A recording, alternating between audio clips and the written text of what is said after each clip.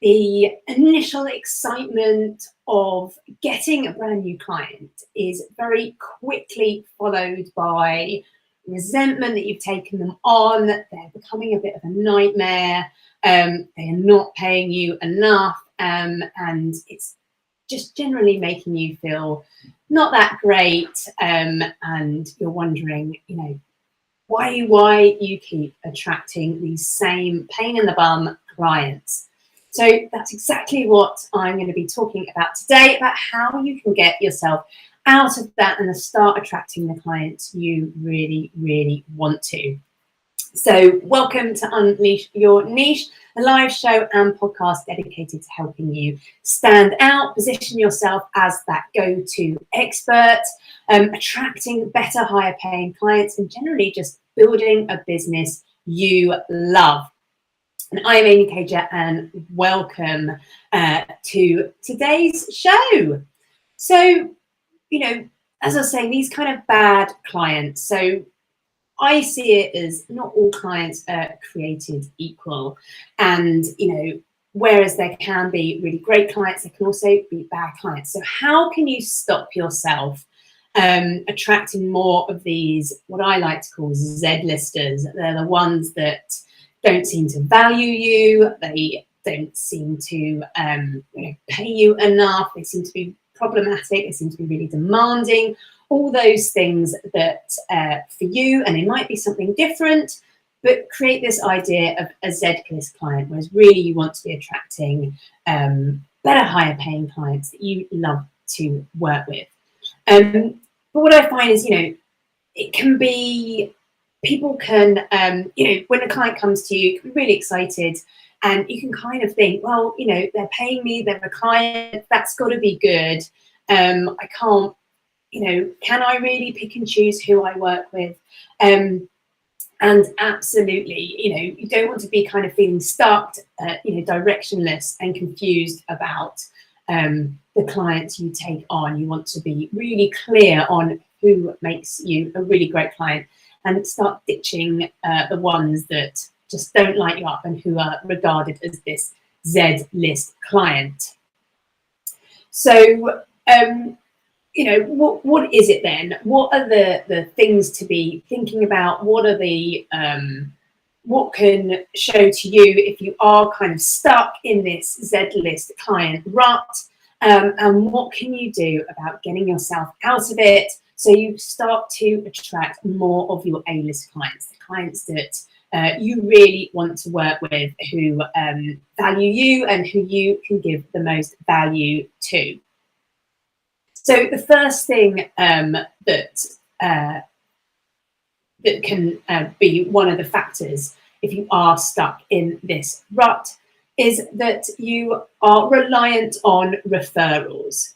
So whereas getting a referral from a client can be really brilliant, it's great that your client values you, and they want to tell other people about how brilliant you are, and it can be really great, that client leads can come to you, and you haven't had to do any work to get them. But referrals can be a bit of a mixed bag. You don't know who they are, you don't know the problems that they're having, you're not too sure where they're at with their business, as they haven't known you before either. You don't know what stage they're at in knowing and understanding what it is that you do and what you really help with. So they may not have consumed your content, they may not have had a look at your website. So the fact that they aren't clear on what it is that you do can cause problems.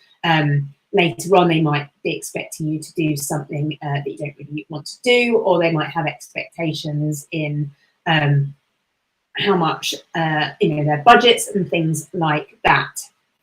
And, at best, these not so great referrals can just be, a bit of a waste of time.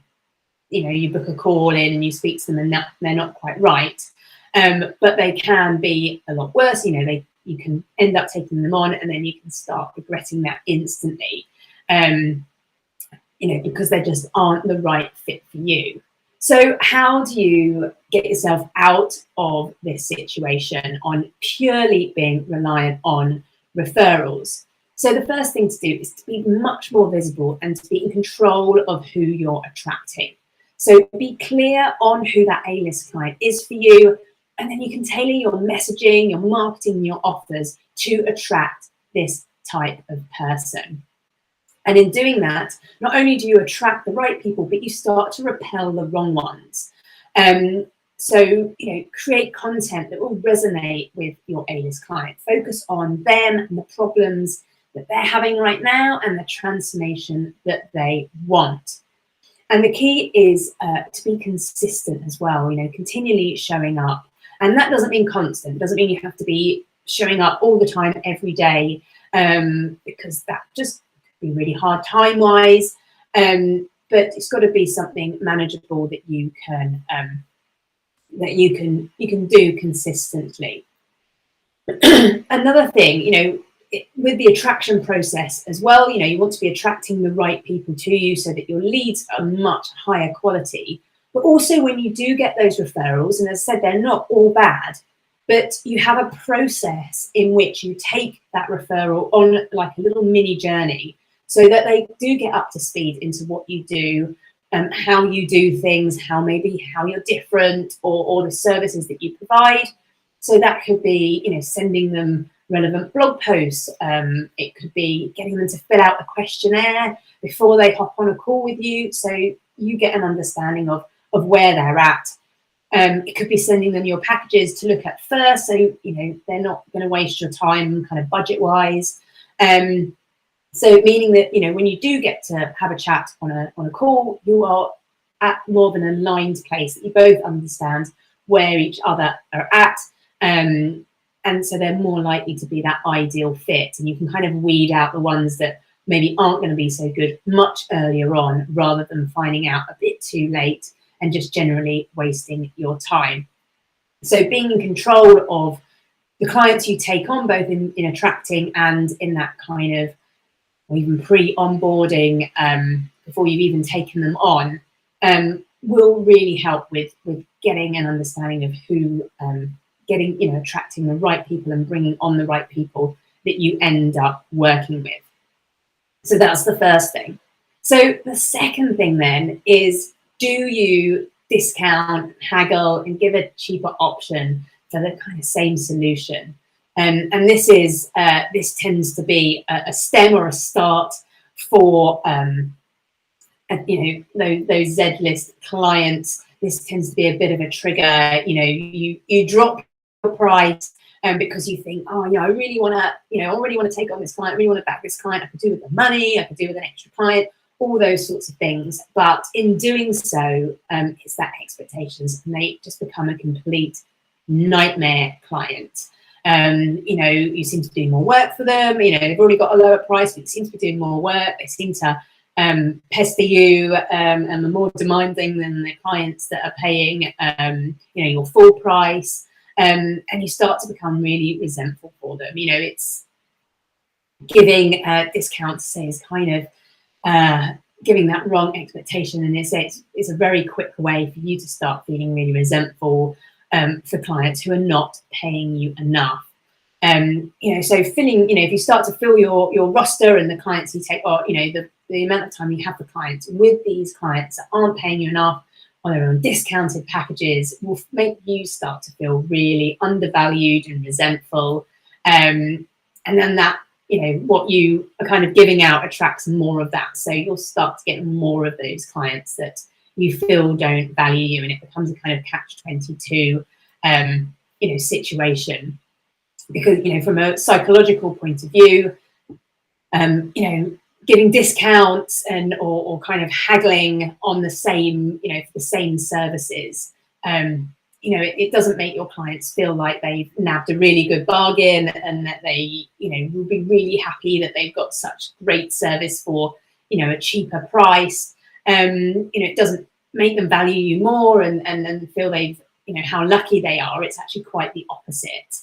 And they kind of assign that value to the price that you've given them. So if you become cheaper and become cheap, as it were, they'll see you as that. And that's where the kind of resentfulness can come into play.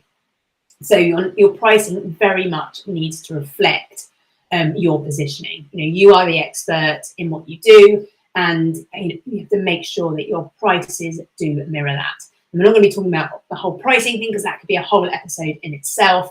But if you're stuck into that, always haggling, always kind of dropping your price for clients, so you feel like that's the only way you're going to be able to get clients, then what do you do about that? How can you get yourself out of that? So the first thing is to be really confident in your pricing and charge what you're worth. And this is a very money mindset issue, but really don't undervalue yourself, as this will affect how your clients value you. So create packages so that prices are set to a certain solution. That's a good way of getting out of it. If you've got it there written in black and white and you've created this package, that can help you feel more confident. And you can then create smaller packages for lesser amounts if that is something that would suit your clients. But having this idea of packages and prices associated with that, even if that's just internal for you, that how much time something takes, how much how much you want to charge for that. Every time you get a lead, then you're not thinking about, oh God, how much should I charge? I don't know what it is that I need to charge. And that can, am I charging too much? All those sorts of things, which can lead to those mindset gremlins of thinking, am I charging too much? Am I charging the right amount? All that sort of stuff, which doesn't help with all the pricing. As I said, that can, this is a whole topic in itself. But normally when you do offer a discount for someone or haggle on price, you kind of instantly regret it as soon as you start working with them, because they're not paying you enough, and that's a right feeling to have. When you feel that you're worth a certain amount and you've dropped that price, it's starting off on that wrong foot. So it's having it's thinking about that. And that, as I was saying, another thing, if people are coming in and they are wanting to haggle, or they're wanting to get a deal, then think about creating packages that are slightly less work. So rather than offering the same thing for less amount, offer them less stuff for less amount. Say that could be a way around it, that you're keeping your expert and your expert status and the price the same, but you are giving that option of a slightly reduced budget for your client, if it is the fact that they really want to work with you and it is that they just don't have the budget. But if they just can't afford you, then leave it. That's not on you. You're not too expensive. It's, you're not overpriced. It just might be that they don't have the budget. And that's just one of those things. They're not the right client for you. They're not the right fit, and that's okay. So put more effort, not put more effort, but then makes you can be able to focus on attracting those ones that really, really are, which is much more beneficial for you and make you much happier in your business. So the third thing of why you might be stuck in a Z-list client rut is that you say yes to everything. You get a lead come in the door, you're really excited. It might not be something you normally do, but you can do it. So, it might not be this right kind of client for you, but, you could make it work. All those sorts of things. It might even be that they have those red flags that you see, that a client has a particular red flag, whatever that might be for you. And you kind of think, oh, well, they might not be that bad. I won't listen to my gut this time, I'll just say yes, it'll be fine. So rather than referring them on to somebody else that might be a better fit for them, you take them on, because, as I say, it's something you can do. But, and it's money, might seem crazy to turn away clients, turn away people that want to pay you. But, you might convince yourself that actually this lead might become something else. You might end up doing more things for them that does align better with what you actually do, but very rarely that is the case. And what you initially thought is the case. They don't end up being that right client for you. It also doesn't help with the fact that if you are taking on lots of people doing different things that maybe you don't normally do, that really makes it confusing for you in your own messaging and your own content creation, knowing what to say, because you're never really too sure. You're kind of like, well, I did that with that person, did that with that client, maybe I should do more of that. And it doesn't help with you, with your focus and being really strong with what you with what you're offering and where your strengths lie. And whereas that can be really helpful if you are at the very, very beginning of your business journey and you're testing stuff out, the more, when you're more established, it's not very helpful at all and can be quite damaging for, say, your own confidence and your own clarity on what it is that you do and what you do in your business. Because saying yes dilutes absolutely everything you do, and having that feeling of offering more things and being open to anything that a client brings to you doesn't mean that you'll attract more clients. It actually means that you'll attract lots of random people. You'll attract less clients because people won't quite understand what it is that you do. And it just generally makes you feel really lost in your business. It will make you it will be longer for you to get known for that thing that you do, because you are doing all sorts of different things, so you aren't known for that one thing. So how can you turn this around? So it's just being strong. When you know a client isn't a good fit, then most likely you're right. So say no.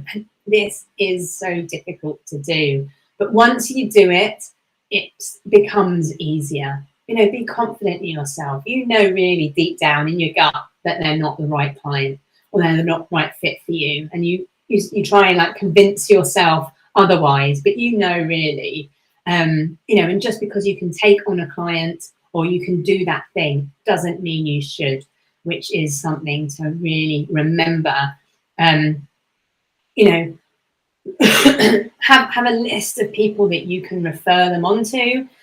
So you're giving them something, you're not just saying no, that you're still being really helpful. And those sorts of things go two ways. If you start referring your clients to somebody, you might get referrals that are much more suited to you coming back. And you'll have your whole process of having the right referrals, from what I was saying earlier. But not taking on these clients that aren't such a good fit means you have the space to take on ones that would be a really good fit, that will see, will grow your business in the right way, which is really important. And also it helps you to be really clear on your messaging, who you help and how you help, and be, that will help create the messaging and marketing and offers that will really attract these right clients, and then they'll want to come and work with you on these things rather than asking you to do random things that aren't things you normally do. And it helps you to be really clear then on who would make a really good client and then who's not, if they don't fit those that idea of who that client is and the services you offer. Own being that expert that you are. Being confident that you are an expert in what you do, and the best thing for your clients. What that design outcome is for your clients, and you know how to help them. And it might not be that you are that best option, but there'll be plenty of clients that you are that best option for you. So have a think about that. Be confident, say no to the wrong clients, and make sure that you are, putting the things in place with your messaging marketing offers to attract those right ones to you. So to round up, then, what it can be one of those things that you feel like you're getting caught up in that Z-list client kind of vortex. the more Z-list clients you take on, the more you seem to attract, and so on and so on. It can be really hard to get out of that. So what were the 3 things again? So the first one might be that you're too reliant on referrals. So make sure that you're getting much more in control of being visible and doing your own marketing to attract the right client to you. It might be that you get caught in the trap of haggling and dropping your prices for your clients, which just makes things start off on the wrong foot. You start to feel really resentful. So be strong with your prices. Create smaller packages if people genuinely don't have that budget, but don't drop and devalue what you are offering. Or the third one might be that you say yes to everything. So anything that might not be what you normally do, just because you can do it doesn't mean you have to say yes. So be confident in saying no to the clients that just are not the right fit for you. So do let me know if this is something that you feel that maybe you get stuck in from time to time, and how to remove yourself out of it. So I hope that helps. If you need more help with your messaging, your positioning, to be able to attract those better clients, then you can book in a 15-minute game plan call with me, or have a look at the A-list attraction method in my group program, and the doors open for that next week, and we start later on in the month. So hope that was helpful, and I look forward to speaking to you again soon. Bye.